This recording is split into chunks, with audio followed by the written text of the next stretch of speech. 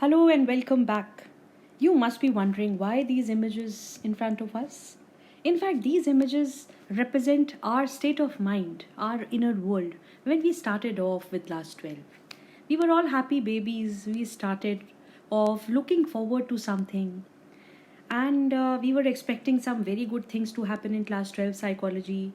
We were like happy babies. Just look at the image on your left. The baby is looking forward to something. The baby is keen to have something new. So, this was our mental state. The baby on your right is very happy, very content, and very calm.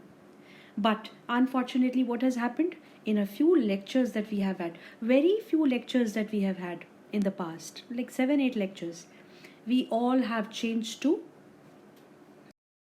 this, or even this.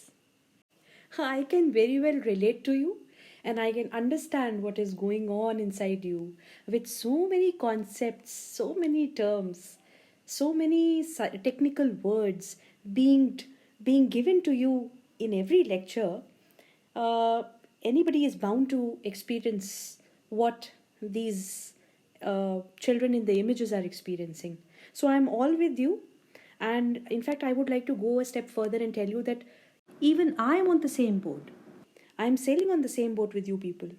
I am going through all this when I am making your lectures. So let us celebrate the fact that we are on the same plane, even though we are distant apart. Our mental worlds, our inner world is the same. Now, this is the task before us. In fact, if we are able to understand our inner mental state or our inner world at the moment, I think it's easier for us to get deep into the inner world of children or infants. Now, the whole chapter of developmental psychology, in fact, the whole cognitive development, theory of cognitive development, is about being able to understand the mental world, the inner world of little children. So, this is our task in the chapter. Let us look at images of real children. Look at their eyes. Just imagine what could be their inner world. What could they be thinking? Can they think about class 12 psychology exams? Can they think about teachers' appraisal of them? Can they think about the latest movie which they have seen? Can they think about the upcoming movie? Can they think about the fact that we have a lockdown and so many movies which were to be released have not come out yet? Can they fathom the fact that we are in a lockdown right now? Can they think about this? These pics actually are of infants, few-month-old babies. Now, what could they be thinking? Their world is limited to a 3 by 4 sheet on which they keep lying most of the day for few months of their lives. After those few months, like 3 months or so, or 4 months, they start to sit with support. Now, don't you think sitting with support opens up a whole new world for them? Just imagine yourself lying on the bed. What do you perceive through your eyes? What do you get to hear? Now, once you sit on the bed, how do you feel? Your whole perceptual field, your visual field changes.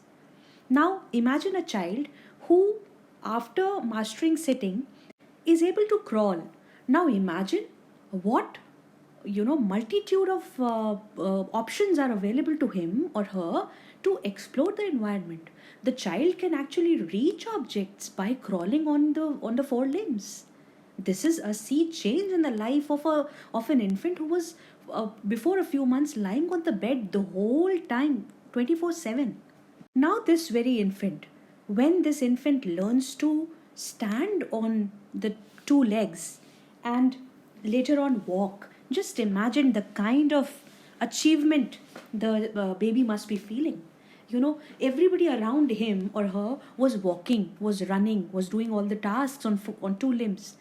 Now, this child is able to be at par with so many adults. Just imagine the kind of confidence, the kind of achievement the child must be feeling at this stage. Now, a little later, when the child is able to run, just imagine the wonder the child must be experiencing when the child has his or her first run. Just imagine, first jump, first run, first step down the stairs or up the stairs. Just imagine the kind of change, the kind of um, possibilities of exploration, possibilities of thinking it brings to the child. In fact, all these milestones which we learned in motor development during infancy open up each of these milestones. They open up new world for the child. The child who's able to sit has a different perspective, whole new perspective from the child who was lying down on the bed for so many months. Now the child who is able to stand can have a very different perspective of things, of his or her surroundings, than a child who was able to sit till now. And now child who's able to sit, when that child stands up and runs and can chase people, can be chased by others, just imagine the amazement, just imagine the wonder, just imagine the excitement the child must be having. This is the task of a psychologist. The task of a psychologist is not only to understand concepts. The task of a psychologist is to get into the skin of people, to get into the inner world of people. Now, as far as this chapter is concerned, we have to get into the world, inner world, the mental world of children, of infants, and just imagine, try to imagine how their world appears to them. Because the way you look at things changes the way you think about them. Perception changes thinking. The way you perceive things changes the way you think about them, changes the way you feel about them. If you perceive anybody, any adult, as very authoritarian or very dominating or very rigid, what do you think about that person? How do you think, and what do you feel about that person? So your perception, your understanding has an effect on your thinking, on your feeling. Similarly, a child who is able to perceive in different ways because of achieving different milestones at different stages is able to think in different ways and feel in different ways. That is what Piaget is trying to tell us when he talks about stages of cognitive development.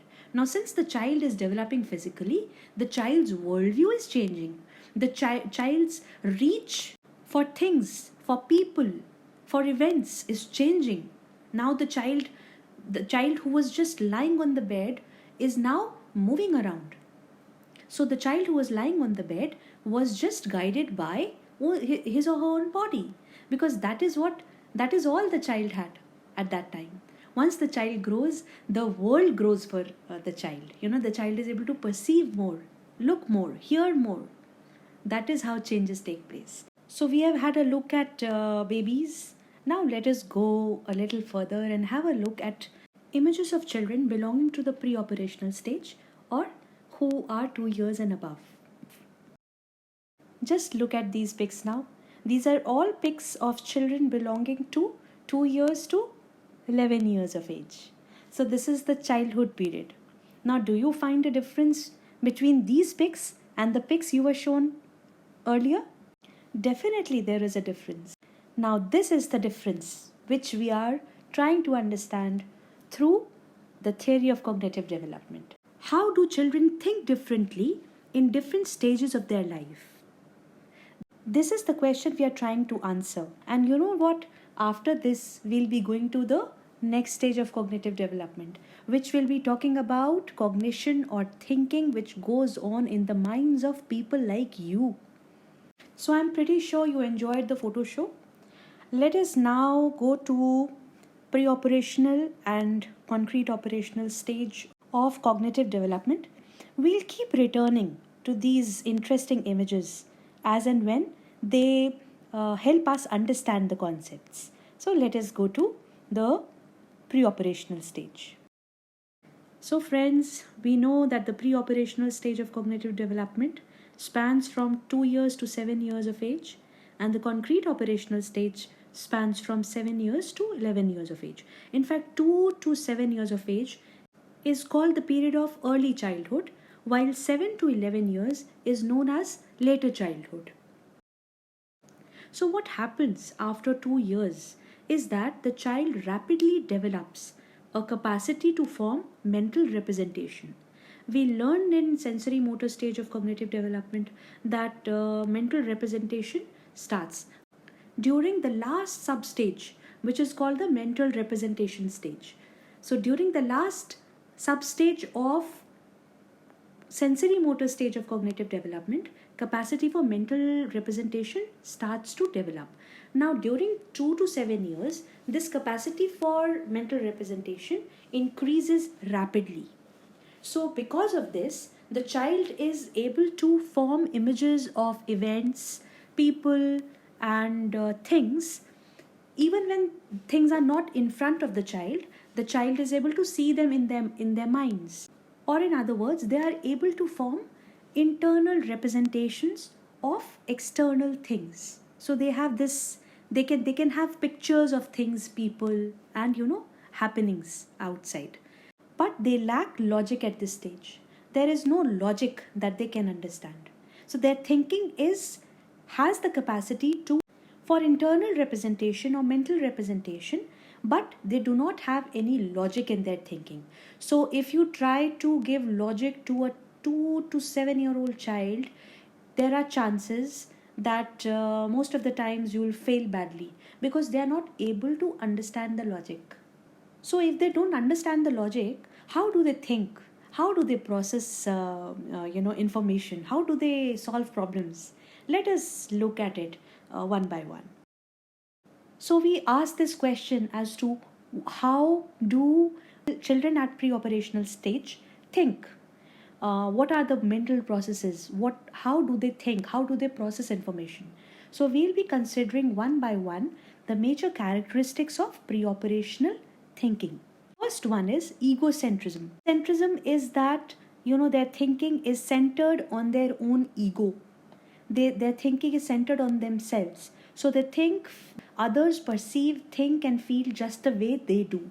Example of this would be that if a child is feeling cold, the child will ensure that his or her favorite soft toy or doll or a toy which is very close to the child's heart has to be covered with a woolen cloth. Because the child is egocentric, the child feels that if he or she is feeling cold, others are also feeling the same. Now here I am reminded of a very interesting character in the movie Halo. If you have not seen the movie, please go and watch it. But yes, after this lecture. For sure you watch it. It's a very interesting movie. And in this movie, there is this character, this young boy, around 5 years old. This boy is always seen with a magnifying glass. He's always looking at people, what they are doing through his magnifying glass. And you know what dialogue he says? He repeats so many times in the movie. He says, Papa, mein koi dekh raha hai. Papa, mein koi dekh raha hai. Or Papa, somebody is looking at us. So this is an example which occurred to me just now when I was giving you the example of Tina. This child in this movie is so much involved in observing others, other people and things around him that he feels that everyone else is also observing the child. Now this is because of egocentrism. The child thinks that others think, feel and perceive exactly like him. Another major characteristic of pre-operational thinking is that it is animistic in nature. It means that children at this age regard inanimate objects as having lifelike qualities, just like their own selves. So they feel that the inanimate also have life. Have you ever noticed when a child falls down while walking on the road, the child stamps the road, saying that this road is bad, it hurt me.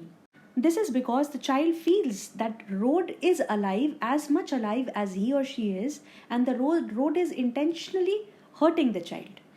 This is because the child's thinking is animistic in nature. The child feels that inanimate objects also have lifelike qualities, such as thoughts, wishes, feelings, and intentions. Another major characteristic is perception bound thought. which means that children at this stage make judgments based on the perceptual appearance of objects. For example, consider the child in this photograph. The child wants the thinner cup which seems to be having more lemonade than the cup which is broad at the base. This is because children at this stage can only focus on the appearance, perceptual appearance of objects. The next characteristic is centration, or the tendency to center on one aspect of a situation to the neglect of other important features. For example, Tinku stands on a pile of newspaper and is thus elder than Pinku. Now here, Tinku is centered on height as a measure of age, while ignoring all other features related to age. Irreversibility refers to the fact that children cannot think through a series of steps in a problem and then go backward, mentally returning to the starting point. As an example, consider the case of Tikku, who refuses to recognize his father with his helmet on. Once the father takes off the helmet, only then is Tikku able to recognize his father and still cannot believe that the person with his helmet on was his father. This is because children at this age do not have the capacity for reversibility, or they cannot reverse a process and go back to the starting point. Transductive reasoning refers to a reasoning from particular event to particular event rather than in an appropriately causal fashion. For example, Nati, when asked by the teacher, "Why does it get dark at night?" responded, "Because we go to bed." This is because Nati cannot give any logic or cause to darkness at night. He can only relate two events, that is, going to bed at night and the darkness that he experiences at night. Lack of hierarchical classification refers to the difficulty that preoperational children have in grouping objects into hierarchies of classes and subclasses. For example, Ninu was given a task by her mother to sort red and yellow shorts and skirts. Ninu sorted all into red and yellow piles but had difficulty separating the groups further on the basis of shape. Because Ninu at this age was able to form only two categories, and beyond that to create subcategories or subclasses was beyond her age. So far we have understood the characteristics of pre-operational stage. Now coming to the concrete operational stage, which is cognitive development that takes place during 7 to 11 years of age. Now this is the third stage of cognitive development according to Piaget, during which thinking is logical, flexible and organized in its application to concrete information. A child at concrete operational stage is able to think logically, flexibly and in organized ways, but can apply that thinking only to concrete information or to information which has a definite physical form. The child, as the second bullet point goes, does not have the capacity for abstract thinking. So the child can manipulate information which is there in physical form in front of the child. Anything which is not present in its physical form cannot be handled by the child at this stage, because the child does not yet have the capacity for abstract thinking or thinking about ideas.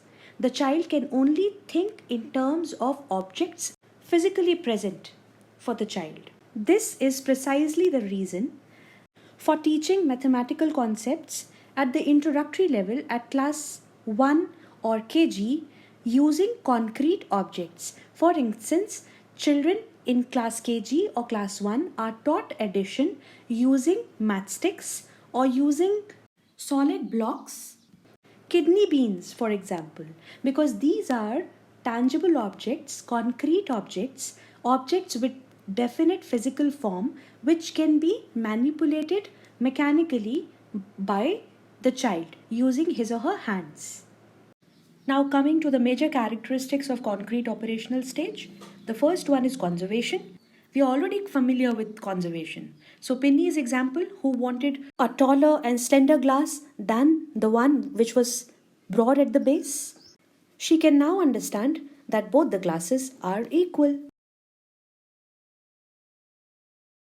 Decentration. Decentration refers to the fact that concrete operational children coordinate several important features of a task rather than centering on only the perceptually dominant one. So, coming to the example, Pinny now comes with 2 glasses of lemonade and tells her brother that both the glasses have same amount of water. One looks more because the glass is thin and slender, and the other looks less as the glass is broad or wide at the base. How smart! Reversibility refers to the ability of concrete operational children who can think through the steps in a problem and then go backward, returning to the starting point. Now, Binny can add 5 and 3 to get 8. He can even reverse the addition and also tell that 8 minus 3 is 5 and 5 minus 5 is 0. Hierarchical classification. Now we have already met Neenu, who was having problems classifying her red and yellow shorts and skirts into 4 different groups. She could just go till red and yellow in the pre-operational stage, but here Neenu can now classify red and yellow shorts and skirts into 4 different groups. Wow! Seriation refers to the fact that children at this stage are guided by an overall plan when arranging items in a series. So Bunty now has rocks of different sizes to arrange in increasing order.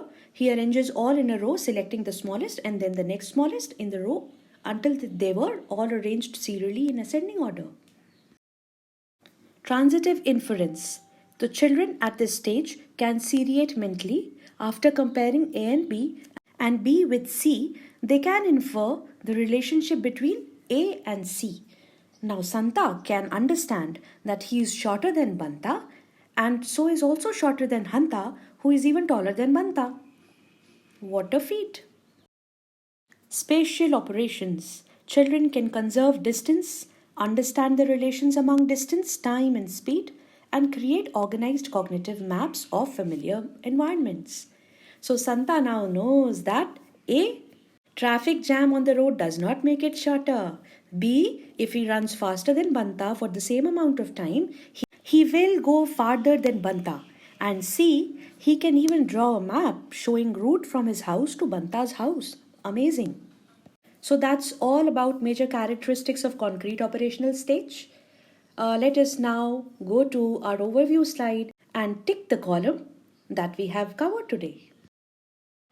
So today we have covered the pre-operational and concrete operational cognitive development also. Hope you all enjoyed yourself. Goodbye.